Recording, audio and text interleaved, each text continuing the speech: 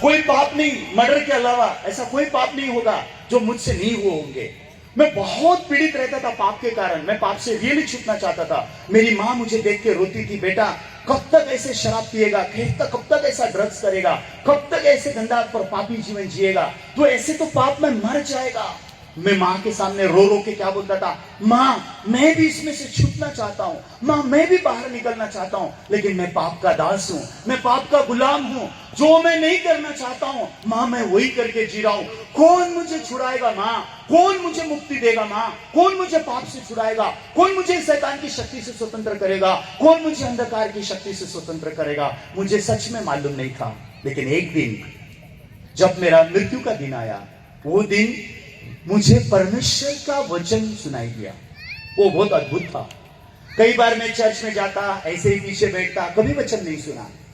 Father क्या बोलते हैं, एल्डर लोग क्या बोलते हैं, पास्टर लोग क्या बोलते हैं, परमेश्वर के दास क्या बोलते हैं, सिस्टर लोग क्या बोलते हैं, आई डोंट केयर। मुझे किसी से कोई लेना देना, तुम जाओ तुम्हारा काम करो, मैं मस्ती में जीऊंगा, मेरे को जैसा जीना है जीऊंगा, जब तक जीऊंगा शान से जीऊंगा, जब मरना है शान से मरूंगा। ऐसा घमंड था मेरे अंदर। मुझे नहीं मालूम था कि एक दिन मैं उड़ाऊ पुत्र की तरह एक दिन मृत्यु के दरवाजे में पहुंच जाऊंगा। लेकिन एक दिन मैं भी मृत्यु के दरवाजे में पहुंच गया। वो दिन रियली मैं सोचने लग गया, मृत्यु के बाद क्या, अब मैं मरूंगा, ये संसार का दुख तो खत्म हो जाएगा, ये संसार का जीवन तो खत्म हो जाएगा। मरने के बाद जो मैं नरक में जाऊंगा वो मुझे अनंत काल का विनाश में कितने समय मुझे रहना होगा, वो नरक कितने दिन का होगा, मेरे पास कोई उत्तर नहीं था। तो वो दिन मेरा एक फ्रेंड था, उसके घर पे जस्ट में गया उसको ये बोलने के लिए कि मैं सुसाइड कर रहा हूं। जब मैं मेरे दोस्त के घर पे गया, वहां पे मुझे पेपर में परमेश्वर का वचन लिखा हुआ मिला। आप जानते हो पेपर में क्या परमेश्वर का वचन था? वो था यूहन्ना 3:16। तो वो वचन में ऐसे लिखा है, परमेश्वर ने जगत से ऐसा प्रेम रखा कि उसने अपना इकलौता पुत्र दे दिया, ताकि जो कोई उस पर विश्वास करे वो नष्ट ना हो परंतु अनंत जीवन पाए। अभी मेरी दशा बहुत खराब थी, मैं ड्रग्स के नशे में था, शराब के नशे में था, मेरा बीमारी के कारण मेरा हालत बहुत खराब था और मैं अपने आप को कहीं संभाल नहीं पा रहा था। मेरी संपत्ति बर्बाद हो गई, लोगों ने मेरा साथ छोड़ दिया, मैं अकेला वो उड़ाऊ पुत्र की तरह बस मौत के मुंह में था। मैं मौत का इंतजार नहीं कर पा रहा था, इसलिए मैं आत्महत्या करना चाहता था। लेकिन अचानक जब मौत मेरे दिल में आया, ईश्वर का वचन भी मेरे दिल में आ गया। ये ईश्वर का वचन मुझे बोलने लग गया, परमेश्वर है जो तुझसे प्यार करता है। मैं हैरान हो गया। तो मैंने मेरे दोस्त को ये वचन के बारे में पूछा, हे दोस्त, ये परमेश्वर ने जगत से प्यार किया, इसका मतलब क्या होता है? जगत में मैं भी रहता हूं, क्या मेरे जैसे पापी को ईश्वर प्यार करता है? मेरे जैसे उड़ाऊ पुत्र को ईश्वर प्यार करता है? मेरे जैसे शराबी को, ड्रग एडिक्ट रहने वाला आदमी जो सिर्फ पाप और बुराई का जीवन जीता है, ऐसे इंसान से ईश्वर प्यार करता है? मेरे दोस्त ने कहा हाँ। मैंने पूछा वो परमेश्वर का बेटा कौन है? उतना भी मुझे होश नहीं था। उसने कहा परमेश्वर का बेटा यीशु है जो तेरे लिए क्रूस पर बलिदान हुआ। तीसरा सवाल मैंने पूछा, क्या मेरे जैसा घिनौना इंसान भी ईश्वर को विश्वास कर सकता है? क्या मेरे जैसा पापी भी ईश्वर को विश्वास कर सकता है? क्या मेरे जैसा इंसान भी ईश्वर को विश्वास करने से मेरे जैसे इंसान को भी जीवन मिलता है, अनंत जीवन मिलता है? तो मेरे दोस्त ने कहा हाँ।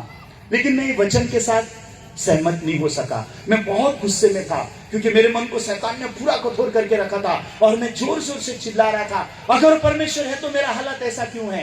अगर परमेश्वर मुझसे प्यार करता है तो मैं ड्रग एडिक्ट क्यों हूं? अगर परमेश्वर मुझसे प्यार करता है तो मैं शराब का एडिक्शन में क्यों हूं? अगर परमेश्वर मुझसे प्यार करता है तो मैं इतना पाप करता हुआ जीवन क्यों जीता हूं? परमेश्वर है तो मेरा हालत इतना क्यों खराब है? ऐसे बोलकर मैं ईश्वर की निंदा कर रहा था और वो बाइबल का जो वचन था उसको ऐसे ऐसे करके मैं आगे आगे बढ़ रहा था।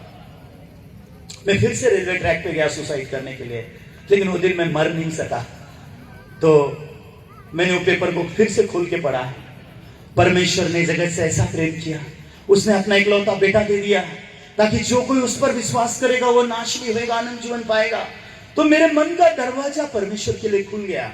जैसे उड़ाऊ पुत्र पिता की तरफ टर्न हो गया, मेरा मन इस वचन के लिए खुल गया, इस वचन के लिए। तो जब मेरा मन का दरवाजा खुल गया, ये वचन मेरे हृदय में प्रवेश हुआ। जैसे मोबाइल फोन में आप सिम कार्ड डाल दोगे ना, वो मोबाइल फोन एक ऐसे कनेक्टिविटी वर्ल्ड में चला जाता है, आप दुनिया में किसी से भी बात कर सकते हो, किसी को भी आप चेहरा देख सकते हो, अपना चेहरा दिखा सकते हो। ये कम्युनिकेशन एक माध्यम इंसान ने बनाया है, वैसे ईश्वर ने भी हमारे साथ कम्युनिकेशन माध्यम बनाया है, हार्ट टू हार्ट, मन से मन तक, लेकिन ईश्वर का वचन आने के बाद। अगर ईश्वर का वचन आपके मन में नहीं आएगा, आप ईश्वर के साथ मन का नाता तो नहीं बना सकते, लेकिन अगर ईश्वर का वचन आपके मन में आता है तो आपका मन और ईश्वर का मन कनेक्ट हो जाता है। तो वो दिन ईश्वर का वचन मेरे हृदय में ज्योति की तरह प्रवेश हुआ। तो एक 3-5 सेकेंड का चमत्कार था। ईश्वर का वचन मेरे मन में आया और मैं सामने जो भी मिल रहा है उसको मैं पकड़ने लग गया और उसको बोलने लग गया, हे दोस्त, परमेश्वर तुमसे प्यार करता है, उसने अपना बेटा तुम्हारे लिए कुर्बान किया है, अगर तुम भी विश्वास करोगे तो तुम भी नाश नहीं होगे, तुम्हें भी अनंत जीवन मिलेगा। तो लोग मुझे बोलने लगे, मरने से पहले आखिरी अटैक आया इसको। लोग बोलने लगे, मरने से पहले पागल हो गया लगता है। लोगों ने कहा, मौत आने से पहले पागलपन भी हो गया। ऐसे बहुत सारे लोगों ने मुझे बोला, लेकिन वो दिन भर में परमेश्वर का ये यूहन्ना 3:16 वचन जो भी मिल रहे थे, मैं उनको बोल रहा था। रात को 10 बज गए, मैं अभी तक शराब नहीं पिया। मैं हैरान हो गया, सुबह 9 बजे से रात को 10 बजे तक मैंने वो दिन शराब नहीं पिया। सुबह 9 बजे से रात को 10 बजे तक मैंने ड्रग्स नहीं लिया। सुबह 9 बजे से लेकर रात को 10 बजे तक मैंने कोई बुरे काम नहीं किए। मैं हैरान हो गया, मैं ऐसे कैसे हो गया, मैं अचानक कब बदल गया, मैं कैसे बदला। लेकिन उस रात को मैं मेरे दोस्तों को मिलने के लिए शराब के अड्डे में गया, क्योंकि हर शाम हम शराब के अड्डे में रहते थे। तो मैं मेरे दोस्तों से मिलने के लिए, बार बोलते हैं ना, बार, शराब पीते हैं जहां, वहां पे, तो सब मेरे दोस्त बैठे थे, मैं भी वहां गया। उन्होंने बोला, बैठ पी ऐसा। तो मैं गया और बैठा, और मैंने मेरे दोस्तों को, जो अभी मैंने 1 घंटा आपको बताया, मेरे दोस्तों को सब बता दिया। उसके बाद वो लोग ने मेरा सुन के क्या बोला, हो गया तेरा? हाँ हो गया, अभी बैठो और शराब पी। मैंने शराब का गिलास उठाया पीने के लिए, लेकिन मेरे मन में जो ईश्वर का मन था, मेरे अंदर जो ईश्वर का आत्मा था, ईश्वर ने मुझे क्या बोलना शुरू किया, अभी ईश्वर की शांति तुझ में वास करती है, तुझे इसकी जरूरत नहीं है। मैंने कभी शराब छोड़ने की कोशिश नहीं की, शराब नेचुरली निकल गया। मैंने कभी ड्रग्स छोड़ने की कोशिश नहीं किया, ड्रग्स नेचुरली मेरे जीवन से चला गया। मैंने कभी गलत काम छोड़ने की कोशिश नहीं की, मेरा हृदय बदल गया। जब ईश्वर का मन मेरे मन में आया, मैं पाप की शक्ति से स्वतंत्र हो गया। आमीन, आमीन। हमारा मन अगर ईश्वर का वचन आता है तो ऐसा मिराकल होता है। उसके बाद ईश्वर ने मुझे 2 चीज समझाई, वो बता के खत्म करता हूं। जब हमारा मन ईश्वर की तरफ लौटता है तो रोमियो के 5 अध्याय के 8 वचन में ऐसे लिखा है, रोमन्स चैप्टर 5 वर्स 8, वहां पे ऐसे लिखा है, परंतु परमेश्वर हम पर अपने प्रेम की भलाई इस रीति से प्रकट करते हैं, जब हम पापी ही थे तब मसीह हमारे लिए मरे। ऐसा नहीं कि मैं पास्टर बनने के बाद यीशु मेरे लिए बलिदान हुए, ऐसा नहीं कि मैंने प्रभु का सेवा शुरू किया इसलिए प्रभु मेरे लिए क्रूस पर बलिदान हुए, ऐसा नहीं है। जब मैं इस दुनिया में पाप में जन्मा, जब मैंने ये दुनिया में पाप किया, ये दुनिया में हम जब आदम से आ रहे थे पापी, जब हम पापी ही थे तब परमेश्वर का प्रेम हम पर प्रकट हुआ। जब हम लोग पापी ही थे तब मसीह हमारे लिए मरा। लेकिन उसकी मृत्यु के द्वारा क्या हुआ, रोमियो के 5:9 में ऐसे लिखा है कि अतः जबकि अब हम उसके लहू के कारण धर्मी ठहरे, तो उसके द्वारा परमेश्वर के क्रोध से क्यों ना बचेंगे। तो लिखा है, अब हम यीशु के लहू के कारण धर्मी बनाए गए। यीशु को हमारे पाप की सजा मौत दे दी गई। पाप की सजा मौत यीशु ने क्रूस पर मरकर चुका दिया। यीशु का जो खून क्रूस पर बहाया गया, उसमें लिखा है हमारे पाप धोए गए और हम पापियों को मुफ्त में धर्मी बना दिया गया, ऐसे लिखा हुआ है। उसने हमको धर्मी बना दिया। तो परमेश्वर के क्रोध से क्यों ना बचेंगे। परमेश्वर का क्रोध मतलब ये नरक के बारे में बताता है। तो कौन हमको पापी से धर्मी बनाया, मसीह यीशु का लहू। और कौन हमको नरक से बचाता है, वो है मसीह यीशु का लहू। तो हम अपने पाप को खुद धो नहीं सकते, नहीं तो परमेश्वर के बेटे को क्रूस में मरने का जरूरत नहीं था, परमेश्वर के बेटे को खून बहाने की जरूरत नहीं थी। परमेश्वर का बेटा इस दुनिया में आया, हमारा पाप अपनी देह पर लिया, हमारी जगह वो क्रूस पर बलिदान हुआ और क्रूस की मृत्यु के द्वारा पाप की सजा मौत दे दी गई और खून बहाकर हमको धर्मी बनाया गया। और यही यीशु का लहू हमें आने वाले क्रोध से बचाता है। ये कब हमारे मन में आता है पता है आपको, जब हमारा मन ईश्वर की तरफ टर्न होगा। अगर आपका मन ईश्वर के विपरीत है तो आप हमेशा यही सोचोगे, हाँ ईश्वर मेरी मदद नहीं करता है, हाँ मैं तो अच्छा जीवन जीना चाहता हूँ, मैं तो पाप नहीं करना चाहता हूँ, मैं तो शराब नहीं पीना चाहता, मैं तो जुआ नहीं खेलना चाहता, मैं तो अच्छा जीवन जीना चाहता हूँ, लेकिन क्या करूं, मैं मजबूर हूं, मैं ऐसा ही जीता हूं, ऐसा मन हो जाएगा। लेकिन अगर हमारा मन ईश्वर की तरफ टर्न होगा, तो जैसे उड़ाऊ पुत्र का मन टर्न हो गया, पिताजी दौड़ कर आए और पिता ने पुत्र को समझाया, मैं तुझे प्यार करता हूं, गले लगाता हूं।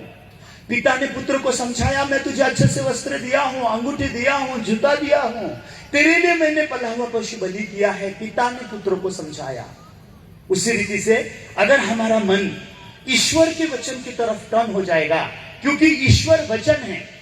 बाइबल में लिखा, आदि में वचन था, वचन परमेश्वर था, वचन परमेश्वर के साथ था, वचन ही परमेश्वर है। तो ईश्वर मेरे पास आना मतलब ईश्वर का वचन मेरे पास आना है। तो ये वचन आपके दिल में कब आएगा? जब आपका मन ईश्वर की तरफ टर्न हो जाएगा, उड़ाऊ पुत्र के समान। जब आपका मन ईश्वर की तरफ टर्न होएगा, ये वचन दौड़ कर आपके हृदय में आ जाएगा, दौड़ कर।